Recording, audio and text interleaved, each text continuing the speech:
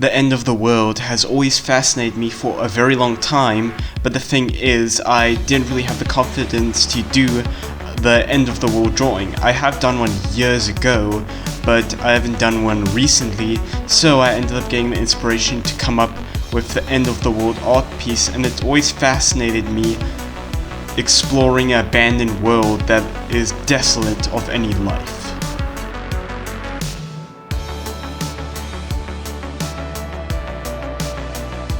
So, as I've been working on this drawing, I've been struggling with getting ideas.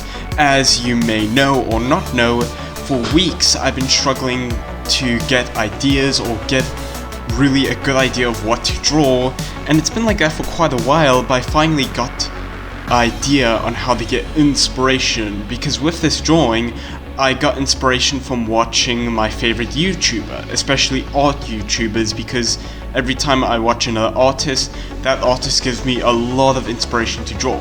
And one of the artists I usually watch quite a lot to get inspiration is 1000 and Dwarf Jazzer. Of course, he goes by just Jazzer now, he's not Dwarf Jazzer anymore. He used to be years ago, but anyway, that's how I get my inspiration, by taking all the how I get mainly my inspiration is by taking inspiration from the other artists around me, and that can really help you get inspiration, especially by watching a movie or finding out what really helps you to get an idea of what to draw. You can go out for walks, you could just go out into public, or just go to somewhere filled with inspiration to help you get ideas when doing your next drawing. So as I ended up getting the inspiration to draw, the person that gave me the inspiration was Dwarf Jazzer. I ended up watching one of his videos and got the idea to draw this piece, and as I was drawing the piece, I had quite a lot of ideas of what I wanted to do, but the main idea was doing a person roaming in a cityscape with absolutely no life, filled with tons of broken down buildings. And as I ended up drawing each building, then I started withering it down. I first drew it brand new, then started adding all the withering and all the detail, and I wanted to kind of add a bit of a story to how the buildings got damaged, because realistically, you want to make it realistic and add a story to how it got broken. Like, for example, if you add scratches or scrapes to items or areas, you want to kind of add a story and a reasoning why it got broken. For me, the reason why there are broken windows is probably there was a nuclear explosion causing the windows to shatter, and over time the buildings got corroded because of the plants, and also the desolate landscape and the way buildings crumble and deteriorate over time. And also you have to take into account with weathering that can cause buildings to break over time. But as you end up doing a piece, you need to tell a story through how you do it. And usually when I end up taking advice from other artists, I take it a bit too literally, to a point that I do not really enjoy the type of technique I end up using. Yes, taking advice from artists can be good, but you have to play around with how you take the advice. You should take it to a point that you enjoy drawing, but you still learn. Because I remember when I wanted to learn to use the perspective grid, I didn't really like using that method because I found it quite boring, but then I decided just to freehand it, and to be honest, I think I got quite far with just freehanding perspective, because of this entire piece I didn't use perspective grid at all, and I just ended up freehanding the entire thing. To be honest, as I filled each of these areas with tons of vines kind of scattering around the area and spreading, it kind of felt really satisfying just drawing the vines flowing and moving around each other, and I found that really satisfying doing, and I ended up enjoying most of the process. And that's the best thing about art, enjoying the entire process of the pieces you create. Because usually I would try to improve my art to such a level that it's an absolute masterpiece, but the problem is, sometimes when I try and force myself to become a good artist, I end up not enjoying the process, so I've decided just to do what I enjoy, and one of those things I enjoy doing a lot is doing full art pieces, like doing an entire scene with a character in that scene, that's the thing I enjoy quite a lot. Like usually I would try and do character sketches or mock-ups, but the problem is I don't really have fun with it that much. Of course in the future I may tackle that subject again and I may enjoy the process of doing it, but for now I think I'm gonna continue doing these character illustrations with full-fledged background and full-fledged scenes because that's what I enjoy doing the most. So as I end up illustrating this drawing, I end up realizing that I've done a drawing similar to this years ago. Not really years ago, I think it was more like 1 year ago, but anyway, I want to show the image on screen, but there's one problem. I lost that drawing a very long time ago. I think a couple months ago I lost the drawing because that drawing was done on my iPad and I accidentally deleted Sketchbook Pro, or I forgot the program's name. It is a very popular art program on the iPad. It's really good at what you do. It's like $100 when you first purchase the program, but anyway, I ended up doing the drawing on that on the iPad and I ended up losing it because I accidentally deleted it. I'm glad and also not that I lose the piece because I have a problem with appreciating my older drawings. As you end up improving as an artist and coming up with better ideas and end up learning newer techniques, you end up not liking your older art pieces. Of course, I'm not speaking for all artists. Many people are different, meaning you may like your old pieces. For me, I do not like my old drawings. Do not know why, I still gotta deal with that. But I'm slowly starting to have a better appreciation for the older drawings I ended up creating.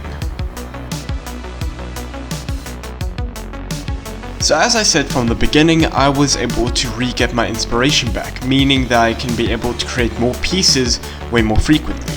Because I had no ideas and no idea on what to draw or what to do, I ended up spending most of my time just blatantly not knowing what to do and not knowing what to draw, but I'm glad I was able to come back to be able to consistently do drawings again. Usually sometimes you have art block or you just have no ideas of what to do, but I'm glad I was able to get my ideas back, meaning now I'm able to consistently create more artworks again. And usually when I have no idea what to draw, I get anxiety, and then I just totally am out of it and do not know what to do whatsoever. So that's why for me, not having ideas of what to draw is a really big deal. So, as I'm inking the sign, you can see that there are texts written on it, and the thing is, those texts do not actually mean anything. I did create my own alphabet, my own secret language, but I decided to scrap that idea because with the other drawings I use those texts in, they wouldn't have made any sense. Because I took inspiration from Japanese writing and decided to create my own text-based format to be able to display in my artworks, because anytime a character is holding an object, or there's an advertisement, or there's just writing on a building, I couldn't be able to write it down because I can't read. So I decided to create my own kind of fake-based text format to use in my drawings. So you can see as I ink this drawing, I sometimes duplicate multiple items and place it together, because if you duplicate the same item multiple times, it can make things way more easier. And inking is quite a satisfying part of drawing, especially when you do traditional art, because it has really nice texture just inking on piece of paper and seeing the ink travel and move on the piece of paper, and you can kind of visualize what the end result is going to be as you end up creating these artworks. To be honest, as I look at this drawing and look at the process of it being created, I can kind of imagine its own story playing out and kind of imagine what this world used to be like before the apocalypse happened. Because with each drawing that I try to create, I want to create a story. And that story I can't write in a book. So I end up creating a visual story and a visual representation of the piece I created, so I could tell a story through visual aid instead of the aid of writing. And one day I want to be able to create my own video games and show my ideas and my passion to the world.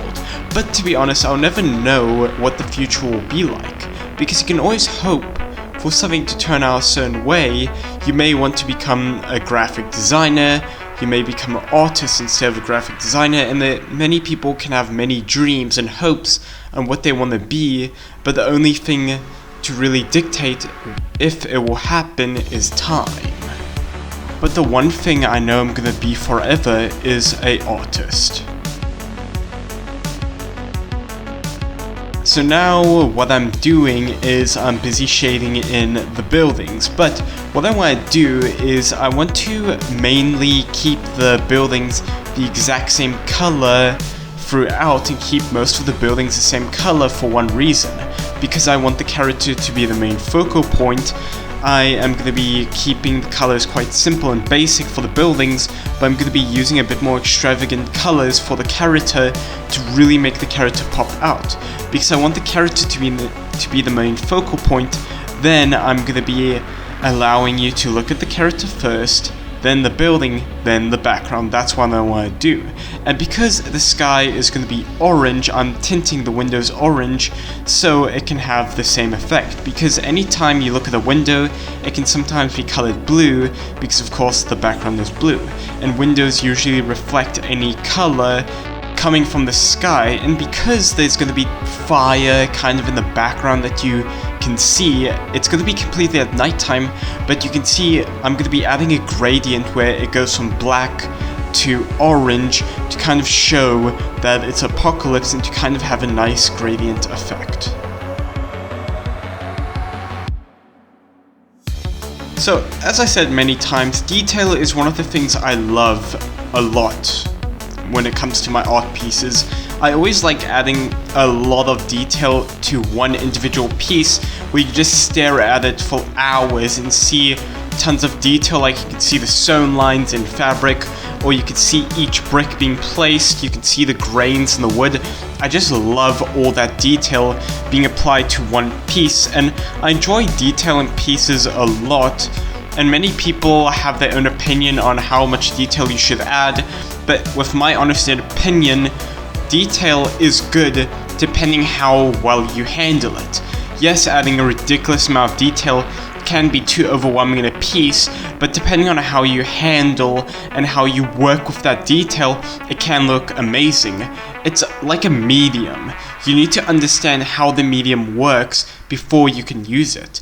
So if you understand how to detail properly, you can make any piece look really good.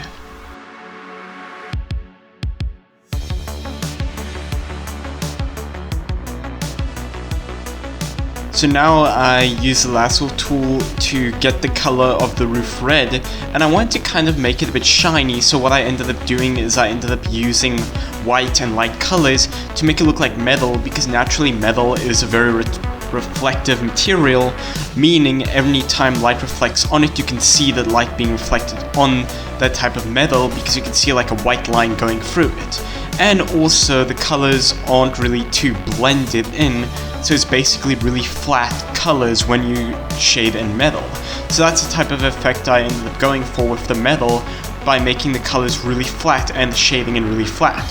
So I ended up making very light areas and ended up using white for the accents, and I ended up using really dark colors, because anytime you reflect the light on metal or you end up shading it in, it uses really dark colors for the shading in and really light colors for the accent areas.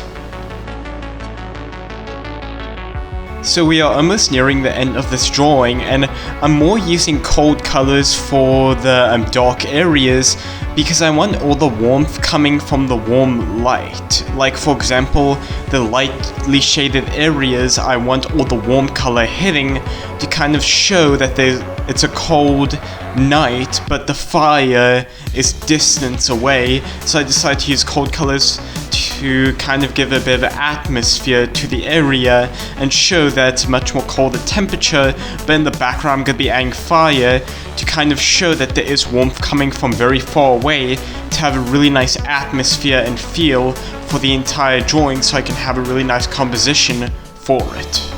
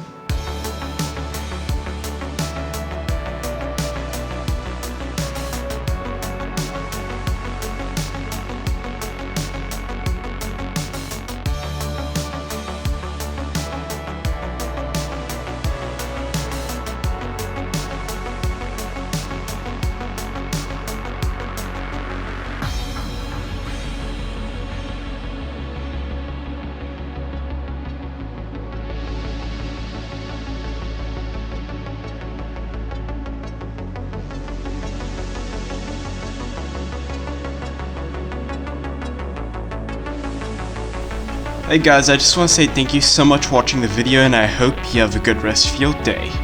Bye.